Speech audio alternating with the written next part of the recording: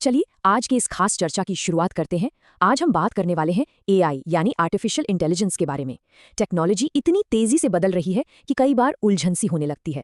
लेकिन क्या हो अगर इसी उलझन को एक बेहद शक्तिशाली और सहयोगी हथियार में बदल दिया जाए? आज हम ठीक यही समझने वाले हैं। अक्सर एक डर सताता है कि कहीं हम इस तकनीकी दौड़ में पीछे तो नहीं छूट गए।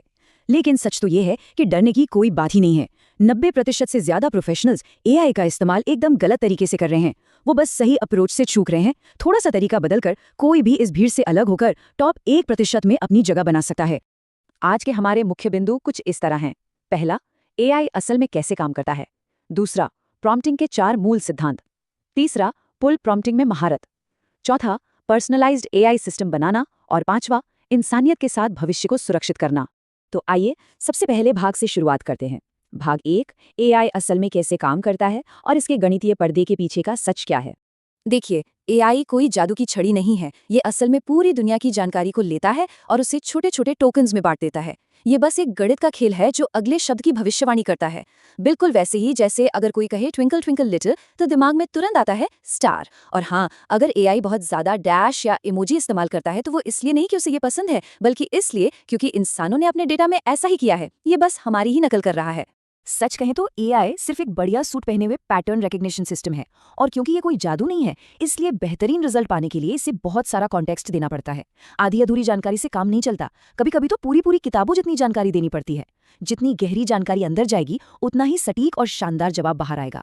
अब आते हैं हमारे दूसरे भाग पर। भाग 2, प्रॉम्प्टिंग के 4 मूल सिद्धांत, यानी एक साधारण टेक्स्ट मैसेज से एक कदम आगे बढ़ना। शौकिया प्रॉम्प्ट्स और प्रोफेशनल कमांड्स के बीच यही सबसे बड़ा फर्क है। एक जबरदस्त रिस्पॉन्स के लिए 4 चीजें बिल्कुल जरूरी हैं। पहला है रोल, एआई को ये बताना कि उसे किस एक्सपर्ट की तरह सोचना है। दूसरा है कॉन्टेक्स्ट, पूरी कहानी या बैकग्राउंड क्या है।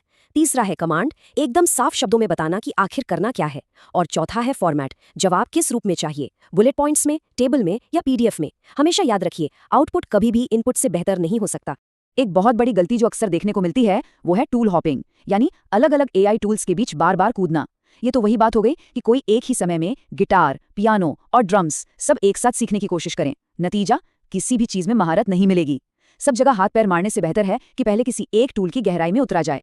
मार्केट के बिग 3 यानी 3 सबसे बड़े टूल्स को समझना बहुत काम आता है। अगर काम कुछ क्रिएटिव है या कोडिंग से जुड़ा है तो क्लॉड सबसे बढ़िया है। रिसर्च और लाइव गूगल डेटा के लिए जेमिनी का कोई मुकाबला नहीं। और अगर हर तरह के काम के लिए कोई एक टूल चाहिए तो चैट जीपीटी अपनी लोकप्रियता और ढेरों इंटीग्रेशन की वजह से सबसे शानदार है। किसी एक को चुनकर उसमें परफेक्शन लाना ही असली गेम है। चलिए अब बात करते हैं तीसरे भाग की। भाग 3, पुल प्रॉम्प्टिंग में महारत। ये काम करने के तरीके में एक बहुत बड़ा बदलाव लाती है। ये हिस्सा बड़ा ही दिलचस्प है। ज्यादातर लोग पुश प्रॉम्प्टिंग करते हैं। इसमें इंसान खुद 80% काम करता है, एआई को एक एक कदम का रास्ता बताता है, जो कि बहुत थका देने वाला होता है। लेकिन इसका बिल्कुल उल्टा है पुल प्रॉम्प्टिंग, जो कि एक गेम चेंजर है। इसमें बस एआई को मंजिल बताई जाती है और उसे एक जीपीएस की तरह काम करने दिया जाता है। यानी हम सिर्फ अपना लक्ष्य बताते हैं और एआई को निर्देश देते हैं कि वो खुद जरूरी सवाल पूछे ताकि हम उस लक्ष्य तक पहुंच सके। अब चलते हैं चौथे भाग की ओर। भाग 4, पर्सनलाइज्ड एआई सिस्टम बनाना, यानी प्रयासों को बढ़ाना और उनमें एक रूपता लाना। एक बात जो सबसे ज्यादा परेशान करती है वो ये कि एआई के जवाब अक्सर बहुत ही सामान्य और मशीनी लगते हैं। बिल्कुल ऐसा लगता है जैसे कोई अनजान शख्स बात कर रहा हो। इसे रोकने का अचूक तरीका है मास्टर प्रॉम्प्ट्स। ये असल में एक ऐसा मैनुअल है जो एआई को किसी व्यक्ति के काम करने के तरीके और उसकी खास भूमिकाओं के बारे में सब कुछ सिखा देता है। इसे बनाने का एक बेहद सटीक तरीका है।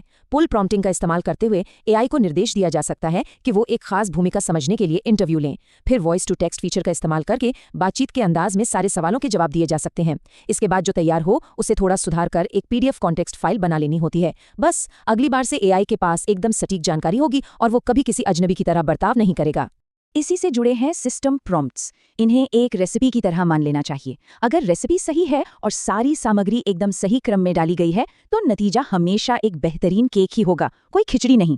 ये तरीका इतना जबरदस्त है कि बड़े बड़े सॉफ्टवेयर डेवलपर्स तक गिटहब पर बड़ी एआई कंपनियों के लीक हुए प्रॉम्प्ट्स को पढ़ते हैं ताकि वो समझ सकें कि परफेक्ट काम कैसे निकलवाया जाता है। और अब आते हैं हमारी चर्चा के 5वें और आखिरी भाग पर। भाग 5, इंसानियत के साथ भविष्य को सुरक्षित करना। मशीनें क्या नहीं कर सकती, आइए ये समझते हैं। मशीनें चाहे कितनी भी स्मार्ट हो जाएं, वो सिर्फ उसी डेटा पर काम कर सकती हैं जो पहले से मौजूद है। लेकिन इंसानों के पास कुछ ऐसी चीजें हैं जिन्हें एआई कभी पूरी तरह से कॉपी नहीं कर सकता। पहला है हमारा टेस्ट, यानी दुनिया की बेहतरीन चीजों की परख और समझ। दूसरा है विजन, ऐसी चीजों की कल्पना करना जो वजूद में ही नहीं है, जैसे हवा में उड़ते हुए किसी गुलाबी हाथी के बारे में सोचना। और तीसरा है केयर, सच्चा इंसानी जुड़ाव और सहानुभूति। एआई इनकी सिर्फ नकल कर सकता है, असल एहसास तो इंसानियत में ही बसा है। तो आज की इस चर्चा के बाद सबसे बड़ा सवाल यही उठता है, जब एआई हमारे रोजमर्रा के सारे थकाऊ काम संभाल लेगा तो उस बचे हुए वक्त का क्या किया जाए? ये दुनिया के साथ, अपनों के साथ और अपने काम के साथ और गहराई से जुड़ने का एक बहुत ही शानदार मौका है। एआई को वो सारी मेहनत करने दी जाए ताकि हम सब वो कर सकें जिसके लिए हमारा जन्म हुआ है, एक सच्चा इंसान बनना और दुनिया में अपना असली योगदान देना। क्या ये विचार हमें हमारी छुपी हुई क्षमताओं के बारे में फिर से सोचने पर मजबूर नहीं करता?